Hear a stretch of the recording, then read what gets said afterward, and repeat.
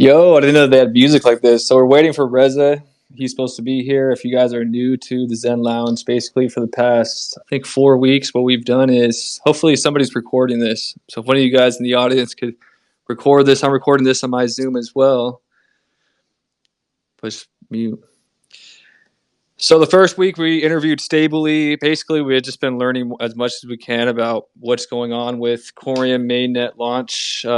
We've been covering Coreum since basically this time, almost this time last year, the whole airdrop process, and we've been researching the project. And now there's a lot of news that's supposed to be coming up. There's going to be a new technical paper with smart tokens that's going to be revealed soon. It's supposed to be um, some game changing tech that the Coreum team's going to be rolling out, as well as a bunch of other news that Coreum is supposed to be rolling out. I guess we could just invite some people to come up and chat for Reza. But basically, we had a few of the grants come on. We had a Stably team talk about what they're doing for the on and off ramp solution. They're building it for Sologenic, also for Coreum. The next week we had Amber Metaverse, and then we also had Zeev. And Zeev is basically like enterprise setups for validators on the Coreum network. So hopefully when Reza arrives, we could ask him more questions and learn more about the project. But here he is.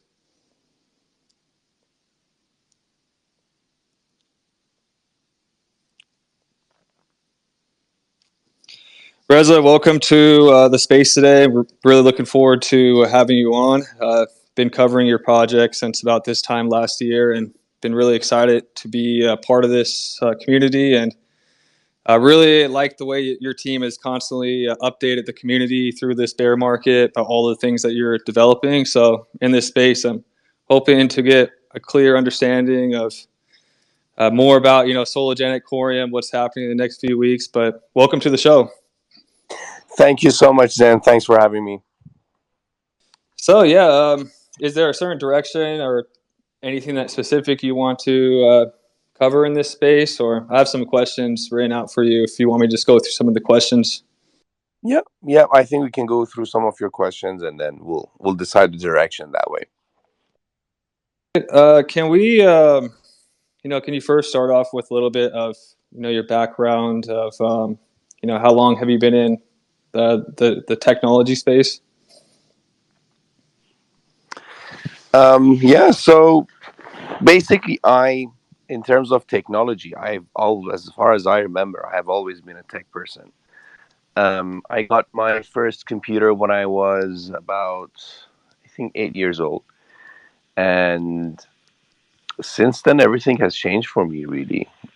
Crypto, I think I got into crypto space and blockchain in particular in 2013, and that was through a meetup for Bitcoin, and it was really a nice idea. Initially, I did some, you know, small mining and got myself into, you know, seeing how it works, but nothing serious and major then. And here we are today. Yeah, that's one of the reasons I really love about you is I heard some comment that back in school when you were doing a project, you actually got in trouble for going above and beyond, and I've noticed that you really push the limits with taking things to the next level. So let's go into Sologenic first, because Sologenic's the project that's live right now on the XRP ledger. I really been wanting to ask you guys about the proof of solvency because with everything that's happened with FTX, I'm not sure if you've seen how they had like fake tokenized shares of different stocks. Do you see that the proof of solvency being a big? I read a recent article, talking about this being a major solution for a lot of these players. Do you see it gaining more popularity amongst like people that you guys are communicating with? Well, with proof of solvency, really, you know, this is one, like, this is an important thing from the very beginning. We've always said that for a project to be successful, you need to have a proper proof of solvency. that shows assets and liabilities. So when tokenization happens, when we actually start tokenizing stocks, it's really important for users to understand whether these stocks are actually held somewhere or not. There are multiple ways, and I think I'm. It's really nice that we're seeing all these new methodologies and new ideas come up, like Merkle tree proof of reserves, and you know the ZK proof of reserves, and so on. So they're really nice, and we're learning now. I guess that's a good point. Um, but for now, we don't have like solo tokens and other projects on the XRPL. Um, I don't think there is a tokenized um, project yet, other than the stable coins, like the USDCs, the Ts that are just being ported and chained to XRP Ledger. In addition, you have the USDs by Bitstamp and GateHop and the other currencies. I think that would be nice to see some sort of a proof of reserves there. And specifically speaking about our ecosystem, we haven't seen any. But other projects who are willing to, tokenize, say, issue their stable coins on the XRPL, it would be very important for the users to know the reserves and the liabilities these days. That's the number one single point of failure for the whole entire crypto space right now, as we're seeing with the FTX fiasco and all the problems that happened. We've always been asking and seeing, like, hey, Tether, do you have proof of reserves? What's your reserves are made up of? And it's just like, in my opinion, it's just a very simple thing that if you're a stable coin company, for example, you only need to hold one thing, and that's USD and the stable coin. But I don't know how people or companies will simply mess up this simple one thing.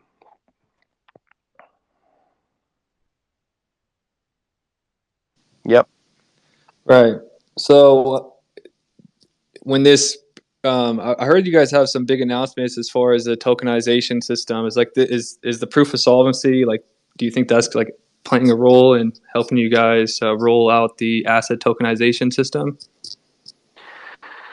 Um, for when you say we have an announcement, I don't have a date, don't know what it is, because I purely focus on the tech side. So there might be, there might not be. I don't know. Like there are, like, I know for the fact that there's a big team trying to get things for the licenses and tokenization. But when we do have the licenses in place, that's the question. We will try to make sure that we provide proofs that the assets that are indeed tokenized exist and in place. It might be very hard, because indeed these assets are always custodied. It's one important thing when you're dealing with a tokenized system. You are essentially custodying one asset and tokenizing it and releasing it on the chain. So of course anybody can see the tokenized version, like how much does it exist on the chain, who owns what and what not. But it's very hard to prove that the actual assets that are tokenized are held in fact in custody. And like I mentioned, it's good that we're learning from the do's and don'ts of what everyone else is doing right now. Perfect. Well, since you're mainly on the tech side and you guys just rolled out XLS20, the NFT and tokenization on a Sologenic platform, how is the process? Are you guys actively using the XLS30 DevNet? Are you guys like practicing with that? Like, what's going on with XLS30? Do you think, like, how long do you guys think you'll need to be playing around with that before we start seeing a green light on the liquidity pools. Yeah, it's very interesting actually. I'm very excited for the XLS30, and we are, indeed, we have, once a new amendment comes out, we have a sandbox, and then we create that sandbox and play around with the technology and just learn and read through the documentation and all that stuff, just like how we did for the XLS20. For XLS30, so indeed we will have it integrated on Sologenic. It's in our roadmap. Problem with amendments and the improvements like these is that you don't know exactly when they go into the ledger, to the mainnet, but obviously that is in the pipeline and it's in our roadmap to be developed. And I think we do like to be amongst the first ones to introduce a new technology like that, XLS20, which we did, XLS30, and so on. So do you think that you guys are like, is that like one of your goals is to be the main place for these liquidity pools? Is that what you're Of hoping for? course, absolutely. I think that's going to be really exciting for the XRP community to really, that's going to really kick off DeFi for the users. It is going to be very exciting for all the projects. And I think really for the XRPL, I've always been saying that the ledger is fast, it's brilliant, and Sologenic is really good. Sologenic has built a really nice and amazing interface and a DEX around it. So um, when you're trading on the Sologenic platform, you're really kind of not feeling that you're trading on a decentralized blockchain because it's so fast and it's so smooth.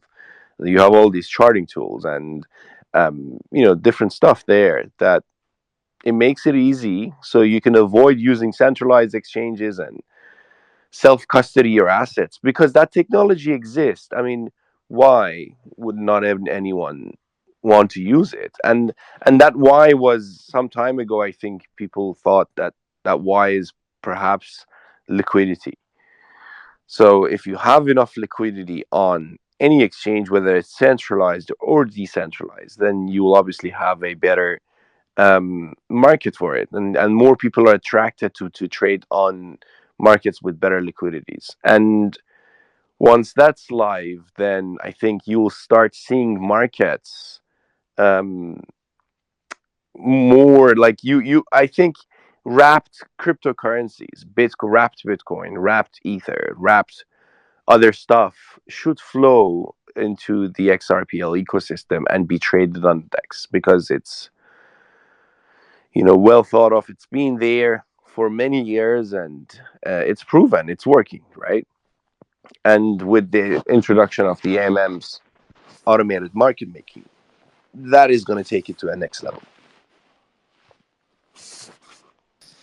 Yeah, exactly. I think the USD coming is very huge, along with the liquidity pools, and we can XRP USD, XRP Solo, and there's a lot more utility and a lot more incentives for these big institutions to start locking up their utility tokens and earning from them. So I'm really excited for that to come. I know it's also part of the Solo roadmap, the liquidity providing pools. So looking forward to that. Now let's get into the IDO Launchpad. That's something that's been on the schedule. I heard a lot of good things about it. A lot of people are excited about the IDO Launchpad. Can you cover that on the technical side? Yeah, for sure. That's something we're also excited. So in terms of like the roadmap, I'll actually just start with the roadmap. In a very short amount of time, we will release a tool called the swap tool. So this tool was a requested tool by the community that they wanted to sort of have their NFTs converted to from XLS14 to XLS20 in a way that the original issuer and minter remains the same. And in terms of the IDO Launchpad, so the product that comes before the IDO Launchpad is the token issuance.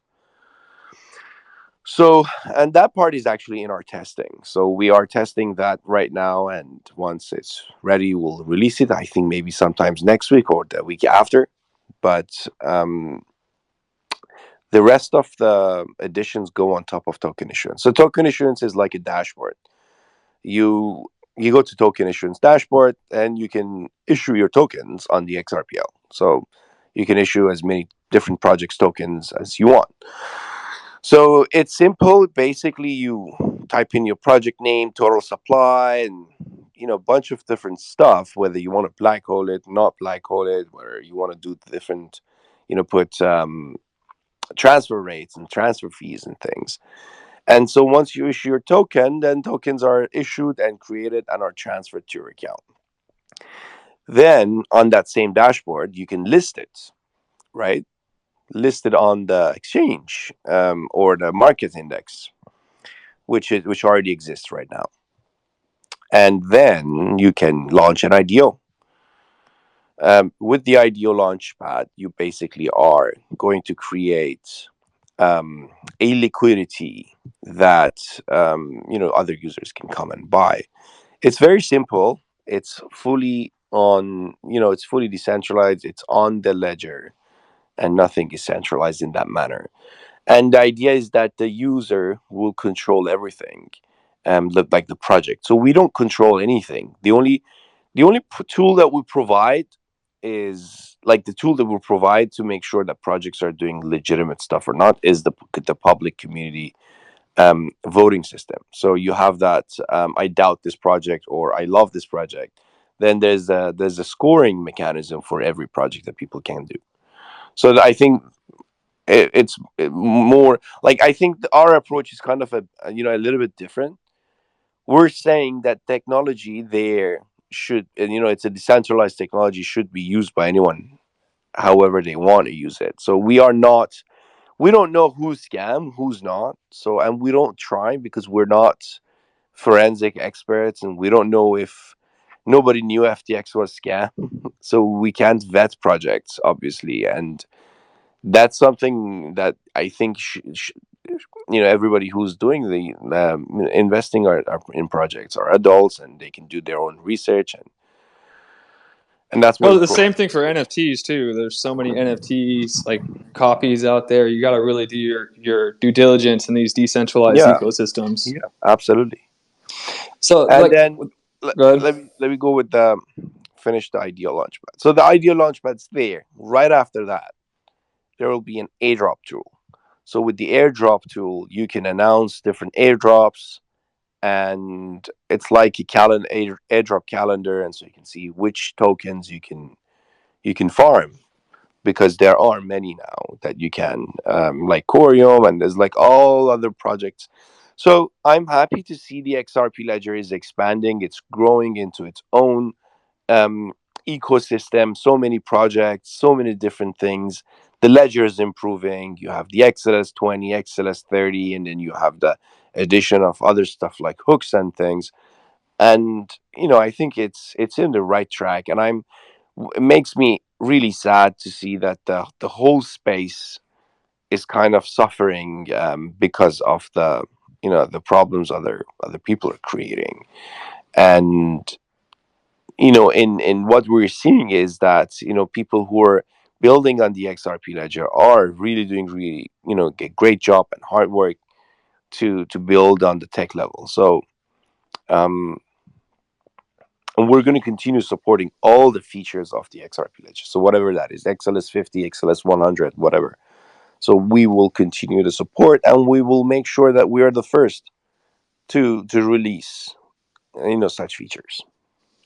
Well, I kind of been calling you guys. Let me know if this is fair of what you guys are trying to achieve, but it's almost looking like you guys are positioning yourself to be kind of like a one-stop shop for all your XRP ledger needs. Yes. You want to check the market index, boom, you could check all the XRPL prices of all your favorite tokens. You want to issue an NFT, go to Sologenic. You want to trade Solo for XRP, you have the decks right there. And everything, even to community happenings, we're up on the dashboard at one point. It's like everything.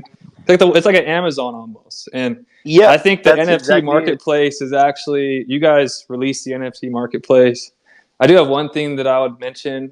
I want to mention with you, but it's almost like turning into something like a I call it d-commerce, like a platform for people to start their own Shopify store, almost like, but in a decentralized commerce way. Remember when the internet first boomed, it was all about e-commerce, like Yeah. d-commerce, because there's people on Sologenic, like they're minting NFTs that are backed by clothes, and you could get clothes flown to you, and someone's doing jewelry on Sologenic. So it's almost like a decentralized uh, d-commerce. It's happening there too. So it's like everything that you want with your XRP is right there on sologenic.org. And then we got debit cards coming. So yeah, I'm really excited about Sologenic's future. Ideally, Zen, what would be interesting is for anyone. I think we are working, like, not think, I know we're working on the fact that, onboard users who don't have experience with the XRP and XRP Ledger. One of the barriers to entry for the XRP, like for people to use the XRP ecosystems, is that they need their account. They need to fund it in advance. So you already have to go through a process to buy the XRP and to fund your account so that you have an XRP account and be active. So we're trying to we have found solutions for that, and we will provide that in the future. So ideally, anyone who could come to the ecosystem and start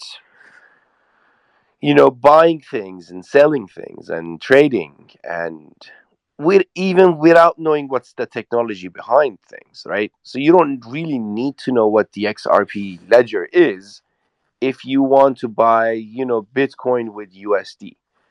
You're literally paying USD through, an on ramp, and then you're converting that into Bitcoin, which happens to stay in your wrapped Bitcoin, stay in your XRP account. You might not even know what if this is you're using the XRP ledger, and that's the dream, I think, because that's when mainstream adoption is really kicking in. You're right. It's very easy to mint NFT. I actually went through the whole process of minting a collection on XLS 14 and XLS 20. It just, for the average person, XRP, because it's having a lawsuit right now with the SEC, it's difficult to get your hands on XRP, let alone, get into the DeFi. So Yeah. with the Ripple lawsuit, I think that's going to, help mass adoption with Sologenic as well. So yeah, man, this is all really exciting. I'm excited to be a part of this at this early stages, but a lot of people are really excited to be here for Coreum. So, how are these two like centered? How do they like connect together? The way I was kind of imagining uh, these working is like, so XRP has all these amazing benefits for tokenizing assets, and then basically we could probably wrap these assets and mint them over on Coreum network to benefit from all this third generation tech.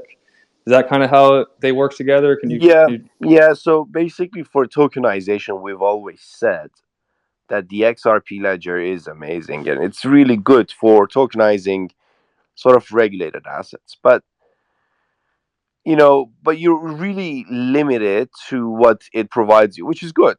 We like that. But at the same time, we could do more. And that's why we built Coreum, right? So that doesn't change things that, tokenization will shift from XRP Ledger. No, it will stay there. But when you are too deep thinking into, about something like tokenization, then you come up with all these different ideas and different things that you're like, hey, why don't we just build this nice other thing that could be used by anyone, right? So not necessarily sologenic, but I think I have a good idea. I can do it. Why not? It's like you're looking at the Bitcoin blockchain and then you're creating Ethereum. So that doesn't necessarily mean that Bitcoin's dead or what or bad, but you're just you're adding to the ecosystem, to the whole crypto sphere or blockchain sphere. And so we thought we had that, and that's the smart tokens, and we've been working on it. So that smart tokens, I was really hoping for the papers to come out this week, but I think our PR company wanted to do it on Monday or Tuesday. I don't know the dates, but You've been um, hinting about these smart tokens. This is going to be yeah, like a game changing announcement, huh? yes, smart tokens. I like them. Let They're me ask you this, Reza: is your like mission in crypto to like leave your mark on this industry? Like, do you want to be like one of the guys that are remembered? Of course I do. Like we're trying really hard with with the technology to make sure that we provide, because we're putting the time and efforts anyways, right? So there's like a bunch of people here sitting and working really hard, and we have like a group of geniuses we're working on Corey. Um, and we do want to be producing products and technology that's actually used by people and companies and institutions. Um, because we're here just for that specific reason. And I've always like, I think I was um, very young. I think I was 18 years old or 19 years old that I had the idea of.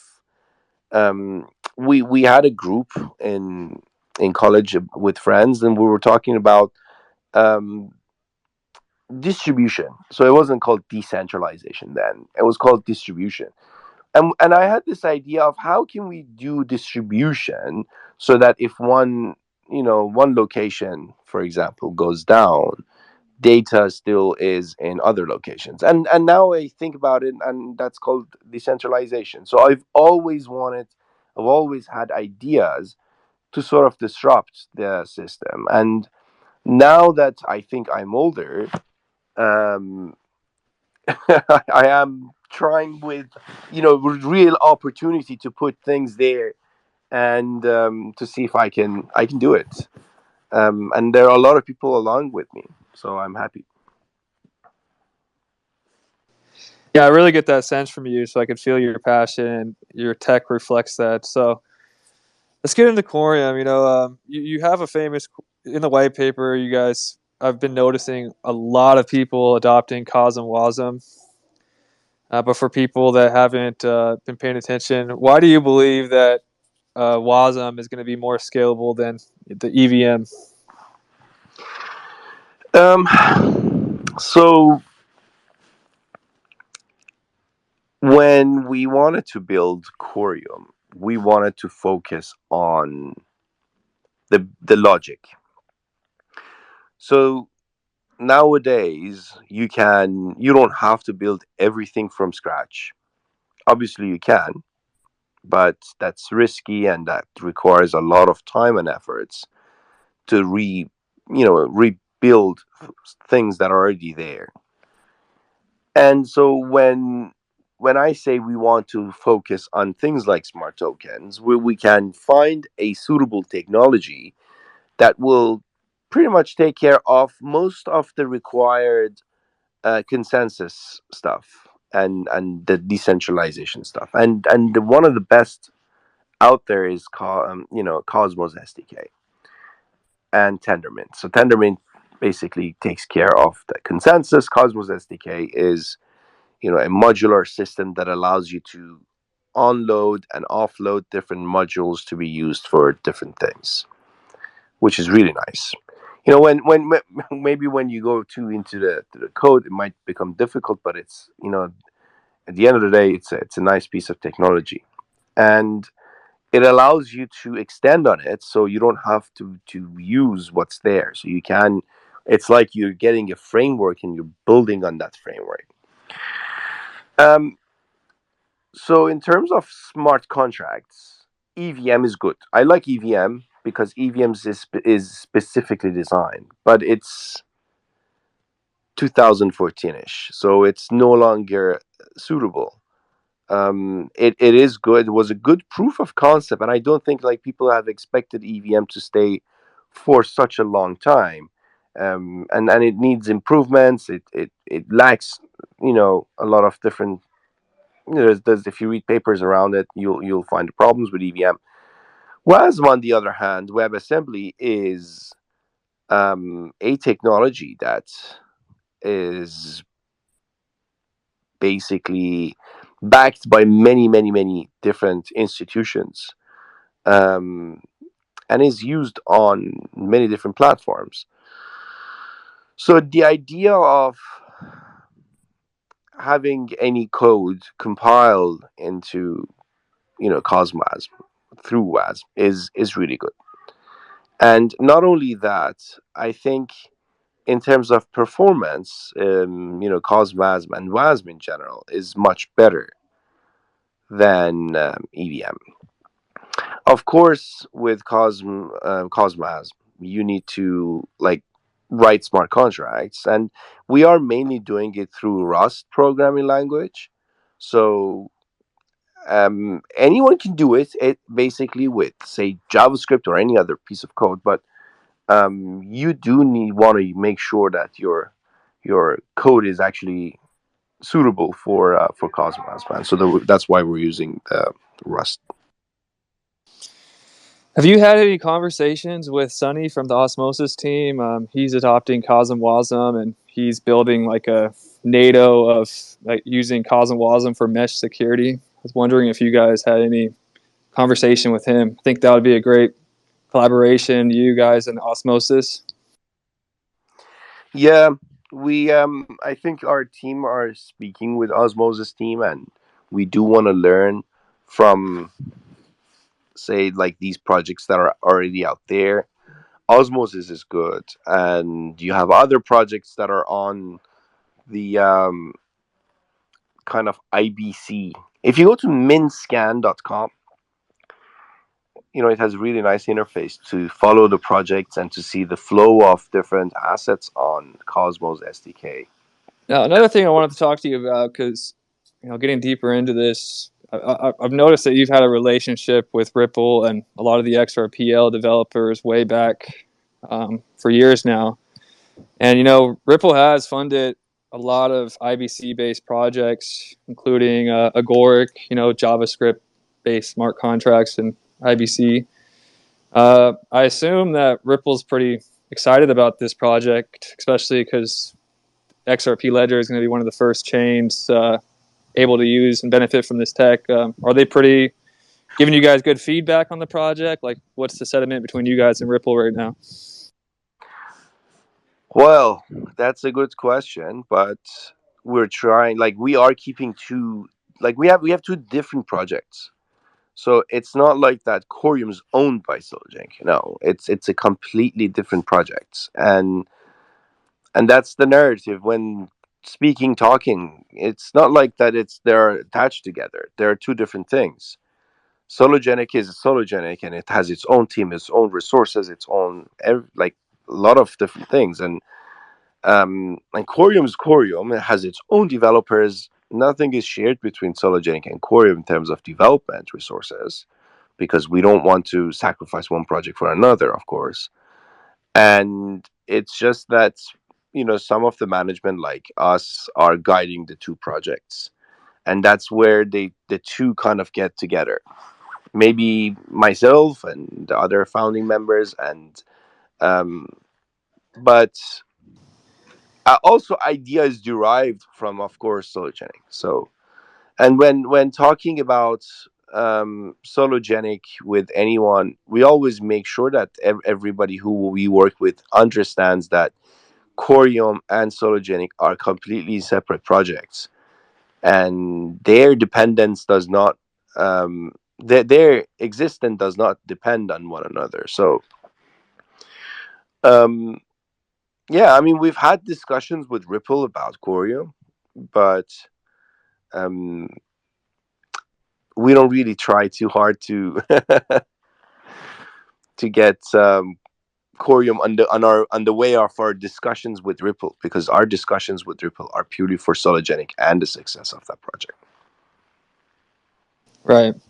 Yeah. So I do know you guys are just doing your best you can to lay out an amazing foundation for Coreum mainnet launch. And then once the mainnet launches, it basically goes in the hand of the community. It's what I've read. Basically, the validators, the stakers are going to basically be in control of the future of the network. So Bob Ross is the CEO of Sologenic, but he'll only be known as the founder of Coreum. He's not going to. There's no CEO of Coreum, There correct? isn't, no, not even with Sologenic. So I think we don't nowadays we don't call ourselves CEO, CTO, or I am the tech lead. Like basically, I'm leading the technology, and there is also like it might be funny that there is also a tech lead in addition to me in the companies. So I am one of the tech leads. So I'm not the only tech lead. Because it's decentralized. You have always the community helping you with different things, and we have especially for Coreum, we want the community engagement for development to be much much higher, and that's why you have the grants, and that's why in the future there will be not too far future, but I think maybe next week kind of future there'll be another round of grants announced, not like announced who's like the topics around the next grants to be given. Um, and the focus is around smart tokens and the chain itself and so on. So we do want people to come in and to take part as it's a fully community based project. So, do you have any idea on? So, are there anybody building like a native DEX on Coreum right now, or any native protocols that are being any teams that are like looking pretty good to build those projects for the Coreum layer one? So when you say native, you mean directly building it on the chain, not through smart contracts, right? I mean, native DApp. Like you guys, Coreum has a native DEX, but like it's kind of like what Sologenic is to XRP Ledger. Basically, Right. like a I DeFi see. suite for people to. Um, well, there are two things. Corium has like imagine that our ideas. Like we know that we love the XRP ledger. So when building Corium, obviously we'll take some of the likes from the other, like what we like, and try to also have it there. And that is the native DEX, which is coming after the mainnet. Not right after, but it's in the pipeline to be released directly on chain. So you know how the XRPL DEX is just like a one DEX that anyone can extend it and use that same DEX, like Sologenic and any other project. So Corium is building that same thing. It's a DEX that's built on chain, and all the assets that are issued on Corium or transferred through IBC to Corium can be traded there. So Osmosis has similar ideas, and they have that DEX, but that X DEX will also be built directly on the Corium blockchain. In addition, anyone can build a DEX through smart contracts, um, through Cosmosm specifically. And you have these DeFi protocols that you can do staking, you farm, yield farm, and you can do liquidity farming and AMMs and swapping, like PancakeSwap or Uniswap, right? I do believe that there is one project building such products on Coreum, but I'm not sure whether what stage they are at or what's their commitment. But I can check that.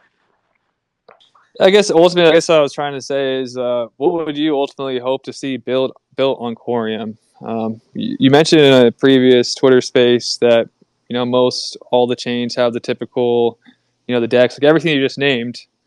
But what would be like your ideal vision for seeing some different decentralized applications built on Corium that you think could be a game changer with the tech? Yeah, so absolutely. Absolutely. We don't like to see this is the problem. Every blockchain you see out there is similar to the next one. That you only have like developers building a DeFi ecosystem, swapping, so it's, Uniswap stuff. What I do like to see on Corium is other use cases, like to be used as a messaging um, system blockchain, so that you can send and receive secure messaging through the chain.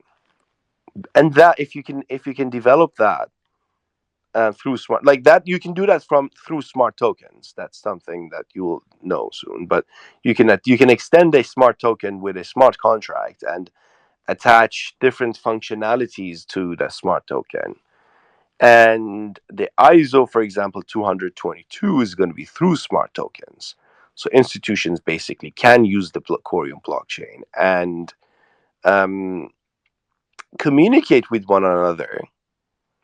And when they reach an agreement, then transfer the funds. Like let's say institution A talks with institution B and says, "Hey, oh, my client wants to send X amount to your client. Is your client okay? Is KYC there?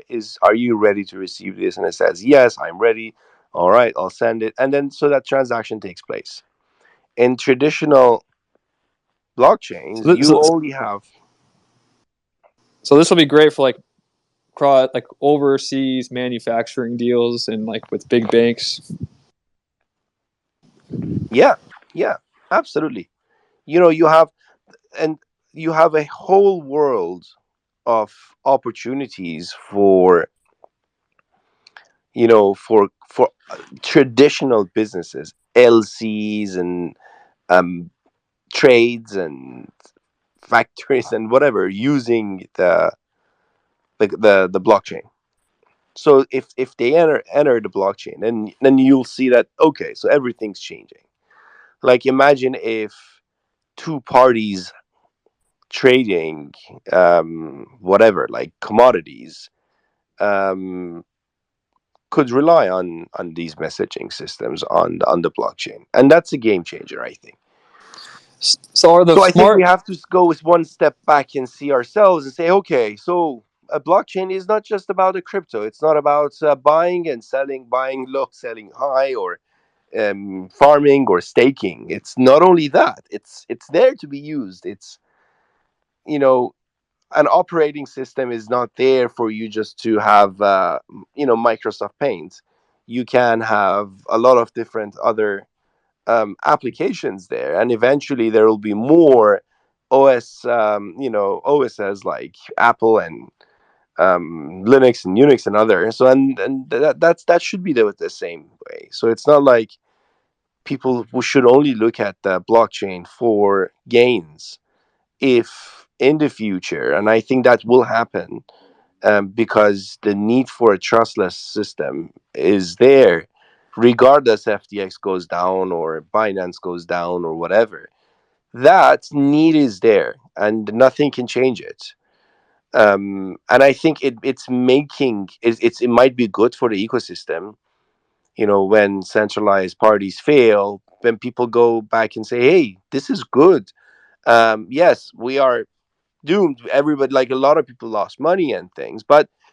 You fix it. You know where the problems are, and you fix it, and then you rely on the more decentralized systems. And then, if you're pivoting, if everyone's pivoting and are going through centralized, then in these scenarios, and they pivot back and go back to the decentralized ecosystems. 100% agree. Zeev, I had Zeev on. They said the same thing. Each time there's decentralized players go bust, it makes the ecosystem more robust and more stronger. We come back bigger and stronger each and every time. So now that I'm listening to you, it really seems like there's all these IBC chains. A lot of these chains are adopting Cosmosm. You guys do have one of the fastest in Cosmos with the 1.5-second block time, but it really seems like you're trying to tell me that the smart tokens are going to be like the flagship utility to this blockchain. Am Yes, I reading that right? yes, that's our intention, at least, right? And we have spoken with big parties, big user, like big bridges, and they do want to use Coreum for the whole Cosmos ecosystems, so that they can have their assets issued on Coreum. And if, for example, somebody wants to send ETH from Ethereum to osmosis, let's say, it goes through Coreum. Whoa. So you said in That's the our goal. Bob Ross put in a post that you guys are looking to have the top 20 blockchains basically running through the core infrastructure, right? That's the idea, I guess. And well, where are you guys at with that master plan right now? Like, have you spoken to these other ecosystems? Are they on board? Yes, we have. We are all waiting for the launch of the mainnet, and that's the thing. We, I think interested parties are waiting and are like asking, "Hey, what's happening? When are you guys coming up?" and so on. Well, it seems like you guys got some secretive stuff coming soon, and this project's looking really big. So, what? How did you guys get into Cosmos IBC? What role or how active are your advisors with the team? Carl Hua, Michael Zakowski. That's probably one of the. I put a question box before this, and it's one of the most Yes, we popular also have questions. other advisors who are under NDA that are advising us, and they are like notable advisors. So, like very notable in our system. I guess most people know them, but we can't really announce their names. But our interaction with advisors are mostly weekly. So we have one day every week to talk with the whole team and advisors. So, I don't know if I could even ask this question, but Logos Network was state of the art a few years ago. This seems to be like an upgraded, new and improved, more secure, decentralized system. But we could talk about something else. IBC. So is Coreum also going to be interoperable with the enterprise blockchains that are private? So there's a lot of private blockchains like Corda that use IBC. Is that also one of the like as Yeah, a I mean, IBC, when you're using IBC, you need to have a relayer, and that relayer needs to support the other chain. So as long as you can build that relayer that works with the other chain, yes, then it will be compatible. cool? Well, let me see if I have some more questions. Let me pull up my thing. This has been an amazing talk. The airdrop plan is coming up. For those of you that aren't involved in Coreum, this isn't financial advice show. This is just getting into the technical side of Coreum and what to be excited about because mainnet's coming in 2023. So January, the first snapshot's happening. What this is another really common question. We For the people that have Coreum on the XRP ledger and they have it in their XRPL wallet, we don't have to do anything new, right? We just sit back, stay cozy, and just let you guys snapshot our wallet and stay tuned for the mainnet launch, right? And the Yeah, mainnet launch, there'll be like a bridge, and we'll be able to stake. yeah. I think if anything, we will announce for sure, and we will ask. If there are things to be done, then everybody will know how. So you guys had 16 validators at first, then you guys bumped up to 32 validators. I don't know if you know, but I'm planning to launch a validator out of a tier 5 data center here in Vegas. So that's kind of going to be my contribution to Yeah, I heard the about it. I network. think it's really nice to It's have gonna be you pretty. as a. It's gonna be pretty sick. So that's what kind of like my contribution. Is there any like new updates on the validator side? There's probably a couple other people in here that want to be a validator. So to become a validator, you need. I think the minimum is 20,000 core to stake, and then you need the community to come and bond their tokens with you and delegate their tokens with you. And so the more delegations you have, the bigger your validator becomes. Obviously, the bigger your validator, the more chances that it will stay on top. So it's important for validators to sort of introduce themselves to say, hey, I have this validator, and try to get the community delegate with them, because not everybody is interested in validating, but everybody is interested in getting the staking. And that's the main purpose that inflation exists, so people will delegate, and that makes a more secure blockchain. Yeah. So one of the things I'm going to help people that are staking early days, I'm gonna have some cool snapshot to help with the TVO levels. But yeah, that's gonna be pretty exciting for coming up soon. You guys were saying that it could be as high as 40% APR in the early days for early Yeah, stakers. I was saying that I think in the other space because I think when the chain goes live on mainnet, then there is a surge of, you know, people running validators and delegating and all that stuff because um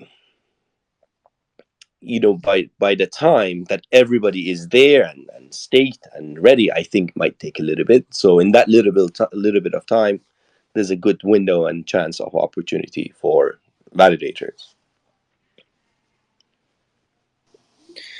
So should we ask some people in the audience if they have any specific questions for you? I've basically asked all my questions. I'm super. Any questions that you have for me? You know what I would do say is I would love to see some DAO tooling on Coreum. I think that have you thought about doing like some DAO tooling for Coreum? I think that's going to be really popular in the future, especially if you guys are doing like government and enterprise stuff, like allowing them to have their own little DAO, like an enterprise level DAO. I think that could be useful. Yeah, that would be interesting. That would be nice.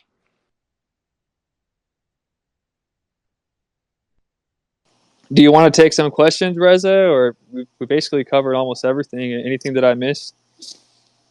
No, I mean, I'm a really big fan of what you're doing, Zen. So it's good. I think the community is very happy to have you. Yeah, man, this has been a really exciting journey. So I've been with you guys for a whole year now, and I've met a lot of the guys. And Fabio's great, Coin Holder's great, and everybody's just really passionate about seeing this ecosystem grow. And you know, the price went down on Solo, but now there's actually more utility, and we could see you guys developing lots of use cases. I'm personally a big fan of liquidity pools, so I'm going to be teaching the community how to get active in the XLS liquidity pools, and you know, I'm really excited for all the things that you guys are building from the tech team too. So yeah, man, you're welcome back anytime. We do these every single week. I think next week I have Blue Moon coming on to talk about the jewelry they have coming to XRP Ledger, and you know I have my videos too, so you guys could follow and subscribe to my YouTube channel if you want more information on Sologenic Coreum XRP. But any last words, Reza? I think we talked about most of the stuff. And in the coming, like we're getting closer with the Coreum mainnet launch, and there will be more announcements, more like we will announce who are the initial validators. That you are one, of course, you're saying, but we have a lot of well-known validators who are ready to validate, and that gives the network some good credibility. Who is validating who, and that validation is mainly important because um, people can trust the validators to delegate with them. In terms of trust, obviously validators can't run away with your delegations and funds, but you at least you are working or delegating with validators that are professional and on are their uptime's good. And I think it's up to people to decide which validators they want to go with. And some of the factors to consider are obviously the commissions they are distributing. So each validator is going to set a commission rate and just give the rest to delegators. You could be getting 100% or 0%. Um, but I think the norm is around 10%, 15, 20. So, and those are the things that people should consider. Terms of announcements, like I mentioned, we will have more announcements as we get closer to the mainnet launch. And I think that, like we always say, 2023 is the year. 2023 is the year internally, to be honest. And we have so many good plans, and we hope by the time markets pick up and things are in a better position next year. Um, we don't really try to focus on prices, but obviously that's a very important thing, and you have a lot of investors and people who are losing gaining from different altcoins and so on. So I brought up three people to come up on stage and ask you a question directly. So we can start with who would like to go first? But yeah, I think you guys. I think I seen a post with you guys in Cosmos Station. That's just also going to bring so much. I would like to get more connected with the Cosmos community. So that's something I think that a validator like Cosmos Station, they have so much trust, and people within the Cosmos ecosystem, when they're presented Coreum, they're going to be able to read the white paper and see how amazing the technology is behind it, and actually really understand, what it's all about, what it's going to be doing, because they're familiar with this. It's been a kind of a you have a few posts back in the day saying comparing Sologenic and Coreum is like comparing apple to orange, right? Or it's like comparing Ethereum to USDT, and I think they'll be really excited because of the airdrop plan you guys have. So if we get more of the Cosmos community to start coming over to, and there's also so many developers. So like anytime I do a Twitter space with Cosmos community, like half the room is developers that could actually, start building on the Cosmos and start building on the Coreum layer one. So that's one of the things I would like to Yeah, see more of the Cosmos I people think coming over. Cosmos ecosystem is really good, and I like their community as well. I mean, XRPL community, solo community, they're really good. We should try to like bridge the like do like a meetup with both like Cosmos X Sologenic meetup where they both come together, Oh, that would be fantastic. We should do that. because I think that would be like the perfect combination. But go ahead, guys. Ask your question to Reza real quick. Hello, and I don't know about the timeline. Good morning from my side of the world. Thank you very much, Zen, for creating this opportunity for us to be able to get this much information from Mr. Reza. My question is, um, one of the greatest use cases for Sologenic and Coreum is the tokenization of assets. And a few weeks ago, I believe there was an interview of Bob Russ with Nasdaq. I just wanted to know, how is that relationship with Nasdaq coming to fruition? Is there something that Sologenic or Coreum from the team can say that we're looking forward to see in the near future? So we are always looking for partnerships with the players in the space, and we have talks with Nasdaq, with with a lot of players. To be honest, with S&P and so on.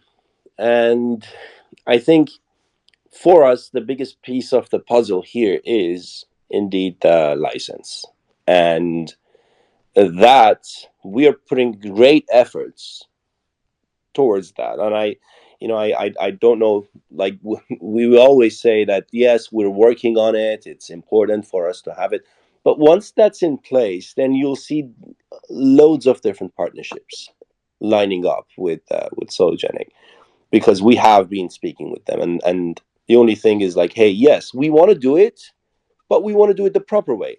I remember back in the day, people were saying, hey, FTX has launched these tokenized stocks, and you can You're buy it right. on FTX.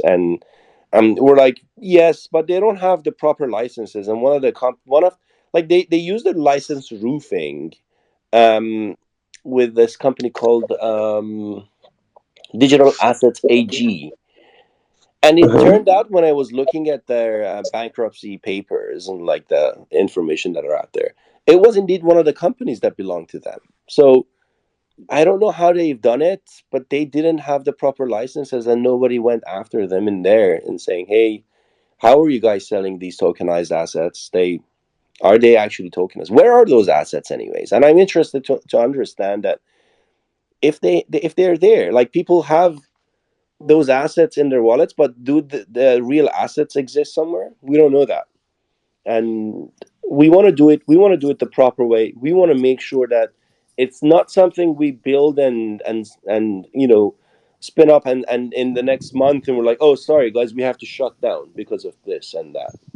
We want to make sure. After following you guys, it's you're not just saying that, your actions actually reflect that, because every single time you guys present a new partnership or a new collaboration, whether it's Stably, I go and look up their credentials and who they are, and like boom, SEC qualified custodian they work with, and every Banksa, also the first on ramp that you guys did first on the XRP ledger, that one has all the proper license and fully regulated. Anytime you guys do something, it's always done the right way, and sometimes it takes a little bit more patience, I've noticed. But Yeah, look what happens to people used to FUD like, oh, FTX has. I remember that FTX has tokenized stocks. How come Sologenic does yet?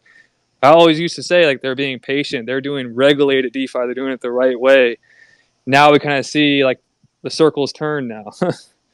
But you guys have yeah. multiple different avenues to Yes, we do. get this. Like you guys have We like some have different. multiple different avenues, and I think our plan B is a better plan, because it is more like it. We know we will do it, but the question is how and when. That's the thing. But Bob seemed is to make there it seem like it's a big holdup with the Ripple lawsuit. He said that there'll be a butterfly effect after that's done. Like it should be a That lot is also easier. one thing. Yeah, this journey for us to get the licenses has been a very difficult one. When the Ripple lawsuit came out, and we're like, oh, so how do regulators receive that? And it wasn't really good, to be honest, because people, it's very hard. Like, I think 90% of our time is educating regulators rather than telling them how things work. But I think once the Ripple's lawsuit settles one way or another, it gives. I mean, it obviously better for the whole community of blockchain and crypto. Is good for Ripple to win, and for us, for everyone, because at the end of the day, if that happens, then um, Ripple will be, not Ripple, but the XRPL will be a good blockchain for institutions to look at, and we want to be there. Once that happens, Sologenic wants to be that company who accepts these use cases from different institutions, say a banking institution or NASDAQ, or anyone who wants to do things on the blockchain. And they know, for example, that the SEC is given a green light for the XRPL. Then they why not? They move forward and want to build on it. And we're there. We want to make sure that we are ready to speak with everyone who's coming forward. Here's a good question. Did you guys get a KYC for the compliance part? I remember Fabio saying that was a big piece they needed. Yeah, that's actually a part of my question. What's the question? My question is about the KYC portion. Once you guys start to tokenize, you guys, for regulation purposes, you guys need a KYC for the exchange of the securities. Do you guys already have someone that you're working with to develop this DID identity identifiers? Yes, actually. We will do KYC because that's a very important part. And if you've noticed on the test tokenization platform, all the assets they require authorized trust lines. So that means you need to KYC to be authorized in order to be able to hold that asset, because that's the biggest part the regulators want to see. They want to make sure those KYCs are in place. They want to make sure that this is an actual extension to the stock market. Like it's a secondary market with proper, with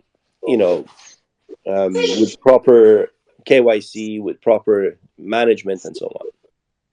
And in terms of partners, yes, we have partners lined up for it. We will be using, a couple of different third parties that will conduct KYC on our behalf. Okay, yeah, because I was just thinking that if you wanted to speed or fast track it, I know that ArcBlock has developed a DID wallet, and the creator, Robert Mao, he's actually on the board of blockchain regulatory committee, and he actually the government goes to him to get advice and whatnot on blockchain, and he is the standard, or ArcBlock is the standard for the M3C, the commission for payments and whatnot. And I was just wondering, are you guys working with them in particular? We're not working with them in particular, but I'm definitely going to check them out. Okay. Yeah, because I know that would probably fast track things in regards to regulation for KYC and whatnot, because he's actually on the board for it, and he's looking for people that are wanting to integrate onto their system, because they are agnostic, so they're able to their wallets can integrate with your wallet, say the Sologenic wallet, and then they're agnostic over every blockchain. Okay, that's nice. We will definitely check them out. I appreciate taking my question. And thank you so much.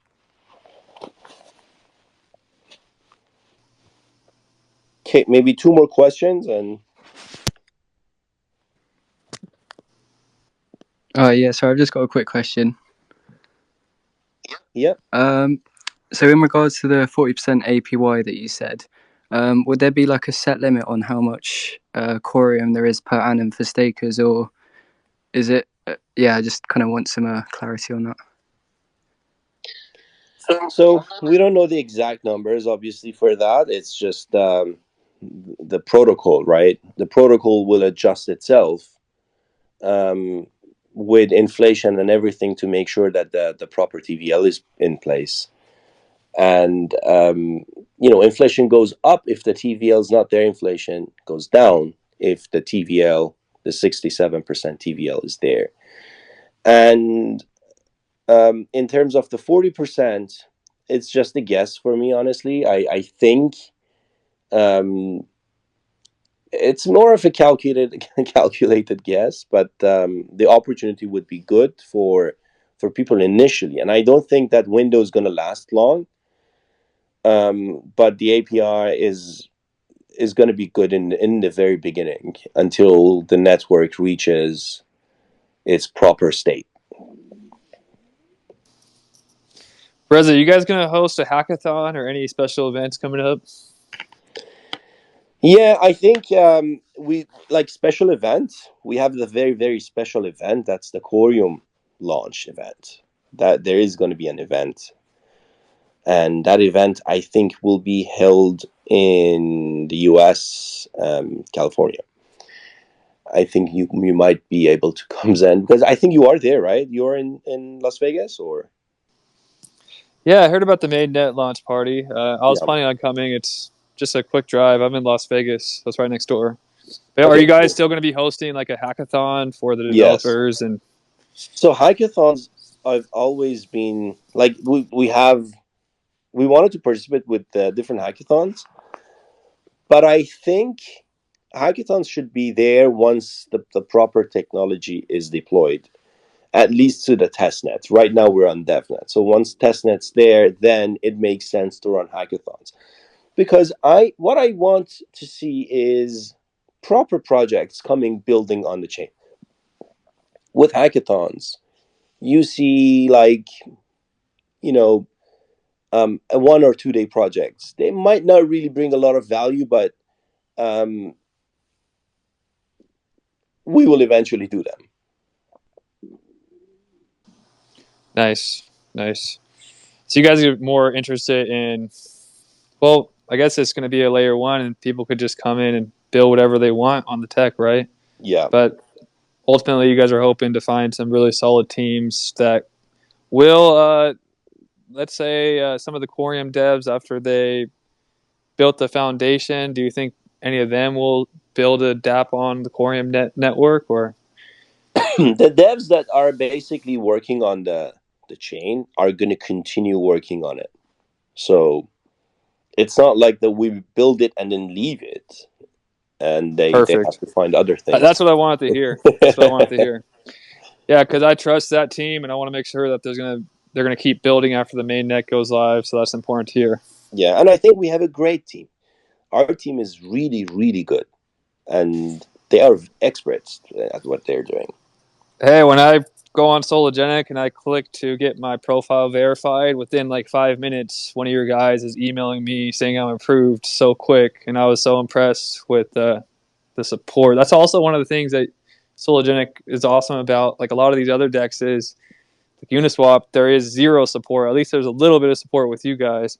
I have one more person, Crypto. Taj, what's up, bro? Last question of the day.